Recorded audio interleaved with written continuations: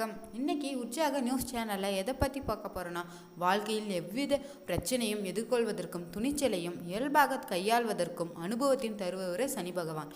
அந்த பகவான் பற்றியும் அவரை வழிபடும் முறைகளை பற்றி இந்த வீடியோவில் பார்க்கலாம். இது போன்ற சுவாரஸ்யமான தகவல்களை தெரிஞ்சுக்க நம்ம சேனலை மறக்காமல் சப்ஸ்கிரைப் பண்ணிக்கோங்க. வாங்க வீடியோக்குள்ளே போகலாம். சனி என்ற வார்த்தையை கேட்டாலே எல்லோருக்கும் ஒரு பயம். அந்த அளவுக்கு நம் சனி பகவானை பார்த்து பயந்து இருக்கிறோம். ஆனால் உண்மையில் சனி பகவான் இந்த அளவு பயமுறுத்தக்கூடியவரே இல்லை, நிச்சயமாக கிடையாது என்று தான் சொல்லலாம். நாம் செய்யும் தவறுகளுக்கு தண்டனை தந்து நம்மை நல்வழிப்படுத்துவர் சனி பகவான். வேகமாக சொல்லும் நம் வாழ்க்கை சக்கரத்தை தடுத்து நிறுத்தி நாம் எதற்காக இந்த பூமிக்கு வந்தோம், நாம் இலக்கு என்ன என்பதை நமக்கு அடையாள காமிக்கக்கூடியது சனி பகவான். நவகிரகங்களின் எந்த ஒரு கிரகத்துக்கும் இல்லாத ஒரு சிறப்பு சனி பகவானுக்கு உண்டு. சனி பகவான் பூமியை சுற்றி வருவதற்கு 30 வருடங்களாகும். ஒரு லக்னத்திலிருந்து இன்னொரு லக்னத்துக்கு செல்ல அதிக காலம் எடுத்துக்கொள்ளும் ஒரே கிரகம் சனியே. ஏழரை சனி, அஷ்டம சனி ஆகியவற்றை வழியாக வாழ்க்கையின் அனுபவத்தையும் புரிதலையும் செய்யக்கூடியவர் தான் சனி பகவான். எல்லோரும் ஏழரை சனியாண்டுகள் தான் அதிகம் பயன்படுகிறார்கள். உண்மையில் அஷ்டம சனிதான் ஒவ்வொரு அவமானங்களையும் அலைச்சல் திருச்சலையும் தேடித்தரும். சனி பகவான் தான் சித்தர்கள், பாசங்கற்ற உண்மையான ஆன்மீகவாதிகள், கடைநிலை ஊழியர்கள், தொண்டர்கள், சமூக சேவர்கள், பொதுத்துறை நிறுவனங்களின் வழியாக மக்கள் சேவை செய்பவர்களாக காரணகர்த்தாவாக திகழ்பவர். சனியின் ஆதிக்கத்தில் பிறந்தவர்கள் பாசாங்கு செய்யாமல் உண்மையாக உழைக்கக்கூடியவர்கள். மகரம், கும்பம் ஆகிய 2 லக்னங்களுக்குமே சனியின் ஆட்சியின் வீடுகள். அருகிலேயே இருக்கும் 2 லக்னங்களின் ஆட்சி பெறும் கிரகம் சனி மட்டுமே. துலாம் ராசியில் உச்சமடையும் இவர் மேஷ ராசியில் நீச்சமடைகிறார். ஒருவரின் ஜாதகத்தின் சனி நீச்சமடைவது ஒரு விதத்தில் யோக பலனாகவே பார்க்கப்படும். கடினமான உழைப்பையும் அலைச்சலையும் தரக்கூடிய கிரகம். இவர் நீசம் அடைந்து பலமிழ்ந்து போனால் அந்த ஜாதகர் சொகுசான வாழ்க்கை வாழக்கூடிய வாய்ப்பு பெற்றவராக இருப்பார். சனி நீசமாகி குருவின் பார்வை பெற்ற பலர் பெரிய கோடீஸ்வராக இருப்பதை பார்த்திருக்கிறோம். ஈஸ்வரர் நவ கிரகங்களில் ஒருவர். இவருக்கு மந்தன் என்றும் சனச்சரன் என்றும் பெயர்கள் உண்டு. எள்ளும் நல்லெண்ணையும் இவருக்கு உகந்தவை. கணபதியும் அனுமனையும் வழிபட்டால் சனியின் பாதிப்புகள் குறையும். இவை நம்மில் பெரும்பாலான அறிந்த தகவல்கள். ஜோதிடம், புராணம் சார்ந்த பல தகவல்களை பற்றி அறிந்து கொள்ளலாம். சூரியனுக்கும் சாயாதேவிக்கும் பிறந்த சூரிய குமாரனே சனி. இவர் யதர்மராஜனின் சகோதரர். சனி பகவான் ஒரு மனிதனின் ஆயுளை ஆதிக்கம் செய்பவர் ஆதலால் இவர் ஆயுள்காரகன் என்றும் போற்றப்படுகிறார். நீண்ட ஆயுள் அல்லது அகல மரணம் இரண்டுக்குமே சனி பகவான் தான் காரணம். தர்மம், அதர்மம், காமம், மோஷம் ஆகிய 4க்கும் இவரே காரகன். சனி ஒருவர் ஜாதகத்தின் ஆட்சியாகவோ உச்சமாகவோ இருந்தால் அவர் எல்லாவித சௌபாக்கியங்களையும் பெற்று உயர வாழ்க்கையை வாழ்வார். ஒருவர் ஜாதகத்தின் சனி பகவான் பகையாகவோ நீசமாகவோ இருந்தால் அந்த ஜாதகர் ஒரு காலகட்டத்தில் எல்லா முயற்சிகளிலும் தோல்வியடைந்து துன்பங்களை அனுபவிக்க நேரிடும். மற்ற கிரகங்களின் வலிமையாக இருந்தால் இந்த பலன்கள் சாதகமாக மாறும். இவர் 2.5 ஆண்டுகள் ஒரு ராசியில் சஞ்சரிப்பவர். ஒருவரது ஜன்ம ராசிக்கு முந்தைய ராசியில் இவர் சஞ்சரிக்கும் போது அந்த ஜாதகத்திற்கு 7.5 சனி ஆரம்பமாகிறது. அங்கிருந்து ஜன்ம ராசிக்கு வந்து அதன் பின்பு ஜன்ம ராசிக்கு அடுத்த ராசியில் சஞ்சரித்து முடியும் 7.5 வருடங்கள் இது. இதனை மங்கு சனி, தங்கு சனி, பொங்கு சனி என்றும் பிரித்து பலர் சொல்வார்கள். ஜாதகத்தின் சனி அமர்ந்துள்ள நிலைப்படி அவரது ஆட்சி உச்ச நீச்ச தன்மையை வைத்து 7.5 சனி பலன்கள் ஏற்படும். தர்மம் தவறாமல் நேர்மையுடன் ஒழுக்கத்துடன் நியாய உணர்வுடன் வாழ்பவர்களை சனீஸ்வர பகவான் அனுகரத்தோடு காப்பாற்றுவார். தர்மமும் ஒழுக்கமும் தவறியவர்களை சனி பகவான் தண்டிக்காமல் விடுவதில்லை. சனி பகவானின் பக்தினியின் பெயர் நீலாதேவி. காகம் இவரது வாகனம். இவர் வாசம் செய்யும் திசை மேற்கு. சனி பகவானுக்கு உகந்த நிறம் கருநீலம். மனித உடலின் பித்தம், நரம்பு மண்டலம் ஆகியவற்றை ஆள்பவர் இவர். சூரிய தேவரின் மனைவி சத்யாதேவி. நீண்ட நெடுங்காலமாக சூரியனையும் அவரது வெப்பத்தையும் அருகில் இருந்து தாங்கி வந்ததன் காரணமாக தன்னுடைய சக்தியை இழந்திருந்தார். ஆகவே அவர் பூலோகம் சென்று தவம் செய்து மீண்டும் சக்தியை பெற எண்ணினார். அதை சுனிடம் சொல்ல பயந்த சத்யா தன்னுடைய நிழலில் இருந்து தன்னை போன்ற உருவம் கொண்ட பெண்ணை தோற்றுவித்தார். நிழலில் இருந்து உருவானதால் அந்த பெண்ணுக்கு சாயாதேவி என்று பெயரிட்டார். இதையடுத்து சந்தியா தவம் செய்வதற்காக பூலோகம் செல்ல சாயாதேவி சூரியனுடன் வாழ்ந்து வந்தார். சாயாவிற்கு சனி என்ற மகன் பிறந்தார். நிழலின் மகனாக பிறந்ததால் சனி கருமை நிற தோற்றத்துடன் இருந்தார். அதை கண்ட சூரியன் சனியை தன் புதல்வனாக ஏற்றுக்கொள்ள மறுத்துவிட்டார். அப்போது சாயா கண்ணீர் விட்டார். அதை கண்டு கோபமடைந்த சனி தன் வக்கிர பார்வையை சூரியன் மீது செலுத்தினார். அப்போது சூரியன் மீது கிரகணம் ஏற்பட்டது.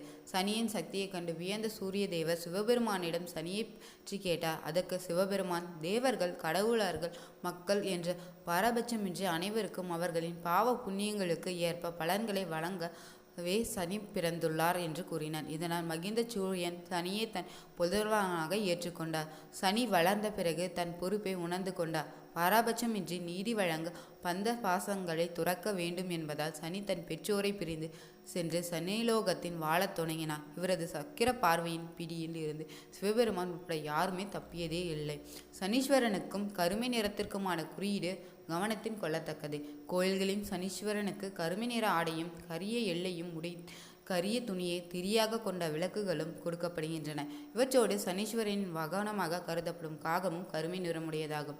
இவ்வாறு பல்வேறு பட்ட குறியீடுகள் கருமை நிறம் கொண்டவையாக உள்ளன. இவை இருள் சூழ்ந்த பாதாள உலகத்தினை குறிப்பதாக கருத இடமுண்டு. கிரகங்களின் சேவகனாக இவர் மனித உடலின் நரம்பு ஆவார். தோடை, பாதம், கணுக்கால் இவற்றின் சொந்தக்காரர். பஞ்சபூதங்களின் காற்று ஊழியர்களை பிரதிபலிப்பதில் பாப கிரகங்களின் வரிசை முதலிடம் வகிப்பவர். இவரின் நட்சத்திரங்கள் பூசம், அனுஷ்டம், உத்திராட்டம் மற்றும் உலோகப் பொருட்கள் இரும்பு இவருடையது. கிரக ரத்தினங்களின் நீலக்கல் இவருடையது. லக்னத்தின் சனி நின்றால் ஆயுள் விருத்தி உண்டு. 3ஆம் இடத்தில் இருப்பின் தீர்க்காயுள், சாராளமான பண வருவாய், பெயர் புகழ் மற்றும் அரசியல் செல்வாக்கு கிடைக்கும். நாயகனான சனி பகவான் எல்லோருக்கும் கெடுதல் செய்ய மாட்டார். ஒருவரின் லக்னத்தின் சனி யோகக்காரராக இருந்து அவர் இருக்கும் இடமும் வலுவாக இருந்து அந்த தசாபுத்தி மட்டும் வந்தால் மட்டும் போதும். குப்பையில் கிடந்தவரும் கூட கோபுரத்தில் ஏறிவிடுவார். மனித மனம் பக்குவப்பட்டு பரம்பொருளை நெருங்க காரணமாயிருக்கும் சனீஸ்வரன் நல்லவரை. சனி பகவான் நம்மை தண்டிக்கும் தெய்வம் அல்ல, நம்மை திருத்தும் தெய்வமாகும். சனி பகவான் நீதிமான். இவர் அரசனை மட்டும் இல்லை, அனைத்து மனிதனையும் தண்டிப்பவர். இவரிடம் எந்த அமைச்சரின் சிபாரிசும் எடுக்கப்படாது. சிவனாக இருந்தாலும் யமனாக இருந்தாலும் சனியின் தண்டனை இருந்து தப்ப முடியாது.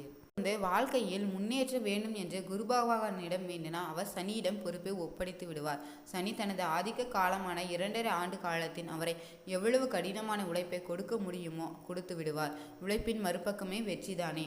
2½ ஆண்டு உழைப்புக்கு பிறகு குரு பகவான் அவருக்கு தேவையான வெற்றி மற்றும் முன்னேற்றத்தை தந்து புகழின் உச்சத்தை எட்ட வைத்து விடுவார். சனி பகவானுக்கு தெரிந்ததெல்லாம் உழைப்பு உழைப்பு உழைப்பு என்பதுதான்.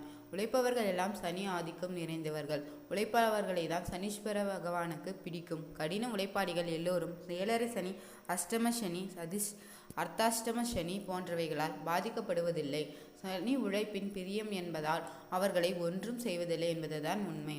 சனி பகவான் கால புருஷ ராசியான மேஷத்திற்கு சனீஸ்வர பகவான் கர்மாஸ்தானபதியாகிறார். எனவே மேஷராசி மற்றும் லக்னக்காரர்கள் பொதுவாகவே கடுமையான உழைப்பாளியாக விளங்குவார். துலா லக்னத்தின் சனி உச்சம் பெறுவதால் துலா ராசி மற்றும் லக்னக்காரர்கள் எப்போதும் ஓடி ஓடி அடுத்தவர்களுக்கு உழைத்து ஓடாகும் ராசிக்காரர்கள் ஆவார். சனி பகவான் ஸ்தோத்திர பெரியார். சனி தோஷம் நீங்க சனிக்கிழமைகள் தோறும் விரதம் இருந்து சனி பகவான் சன்னதியில் 2 அகல் விளக்குகள் ஏற்றி நல்லெண்ணெய் ஊற்றி தீபமிட்டு எள்ளெண்ணம் நைவேத்தியம் படைத்து மனமுருக சனி பகவசம் சனீஸ்வர அஷ்டோத்திர பாராயணம் செய்திடலாம்.